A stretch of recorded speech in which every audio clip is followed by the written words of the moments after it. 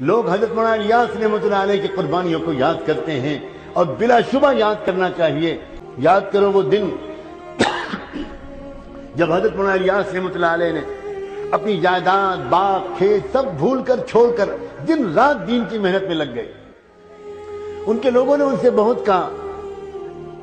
کہ آپ کے پاس بڑی جائیداد ہے، باغات ہیں، لوگوں نے قبضہ کر لیا ہے، تھوڑی توجہ کر دیجئے۔ فرمایا کرتے تھے کہ میں ایک منٹ بھی ان چیزوں میں ضائع کرنے کی اپنے اندر ہمت نہیں پاتا۔ اللہ مالک ہے، میں تو اب بس دین کے کام کروں گا، اللہ کرے گا میرے ساتھ جو معاملہ کرے گا، اللہ میری کمزوری کو جانتا ہے۔ پھر آنے لگے امتحان، پھر وہ وقت آیا کہ رمضان مبارک کے دن تھے، بنگلے والی مسجد میں مہمان تھے، دسترخوان سحری کے وقت میں بچھایا گیا،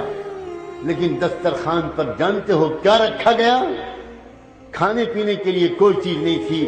وہیں پر ایک پیڑ لگا ہوا تھا جس میں گولر کا پھل نکلتا تھا۔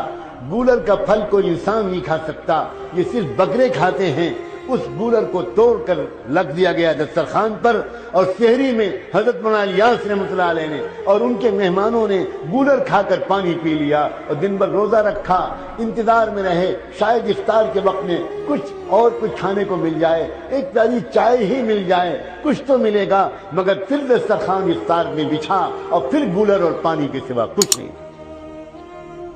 جب ایسے دن گزرنے لگے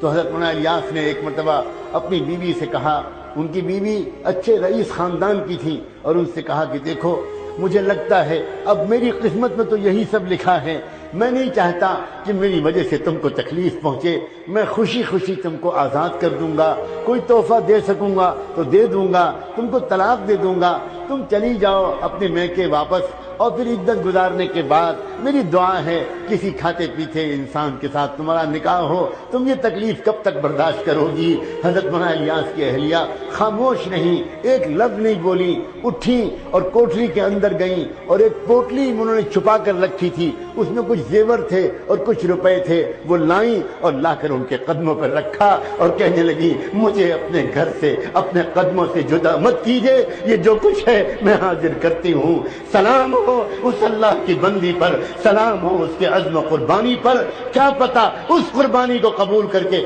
اللہ نے پورے دعوت والے کام کو قبول کیا۔